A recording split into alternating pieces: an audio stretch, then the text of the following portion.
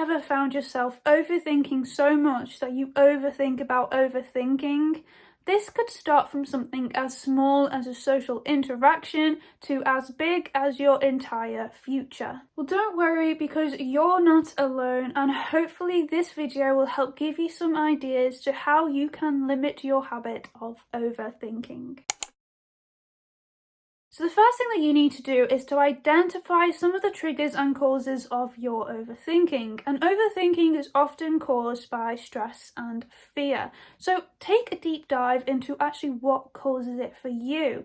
Does it often happen after meeting someone for the first time or after making a big decision? Also, try and pinpoint exactly whereabouts you are and what you're doing when overthinking happens. For me personally, I usually start to overthink when I'm on my own. So could boredom for you be playing into you overthinking? Start writing all of this down so you can start to see what triggers there are for you, and then that will allow you to start your journey of remedying this habit. The next thing that you should try and do is ask, can you control it? So in a situation where you're overthinking something, literally just ask yourself, can I control this? In life, generally our situations can be put into one of two boxes, something that we can control and something that we just can't.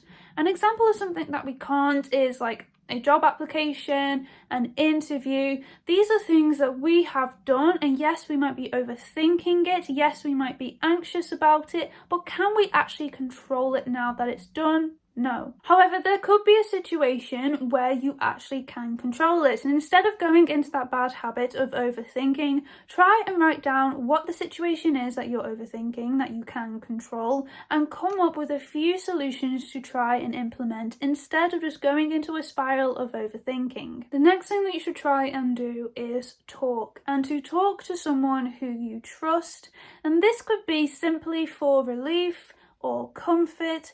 This would definitely be in a situation where you can't control it, or you could actually get some really valuable advice from it. Even just discussing the issue that you're overthinking will likely take a weight off your shoulders. Something that you should try and do is limit information overload, and this is something that happens to us day in, day out in our current digital age. And I have talked about this quite a few times, but being on our phone constantly distracts us from being present and just opens the door wide open for overthinking to take place. To first take some small steps with this, try to not go on your phone an hour before bed and an hour after waking up, because these are two times in your day when you really need to be feeling calm and present. And seeing all of the world's problems before you even leave your bed will not set you up for the day feeling present. When everything just feels far too much, you should try practicing grounding and meditation work. So this will allow you to just come back down to earth when you literally just feel like you're floating around up in space somewhere, unable to see where you are, what's going on, and it's just so overwhelming. These practices are literally designed to make you feel calm and to make you feel present, and just try it for a few minutes a day and see how you get on with it. Something that I really recommend that you should do, especially when you're in this spiral of overthinking, is distraction, and distraction through action. So what I mean by this is literally doing anything that isn't just allowing yourself to sit there and to think. So something like cleaning your home, or going out for a walk with your dog, or going doing a sport, something that you're just able to do to put your whole mind and body really into, that isn't going to allow you to just have these thoughts creep in. You're too focused on something else for that to happen. I know everyone always goes on about doing exercise, but honestly, it is good for you. It is so beneficial, and you don't realise it. I didn't realise it until I actually did it. I was kind of like, yeah, okay, whatever, exercise, like, that's just a fix-all for everything apparently, but it kind of is in a way sometimes. Like, obviously not for everything, but when you're overthinking, when you're in a weird mental place, honestly, going out and going to the gym for an hour or so, going for a walk will help you so much. And honestly, just do something. It doesn't have to be productive. It doesn't have to be going to the gym, but just do something. Just do something that will allow you to not just sit there. And the last thing to think about is that imperfection is inevitable. Perfection doesn't really exist to me. Perfect is simply just a word, because nothing can ever really be perfect. We are in an imperfect world. I am not perfect, we are not perfect, you're not perfect. No one is perfect, though we might think it sometimes, they aren't.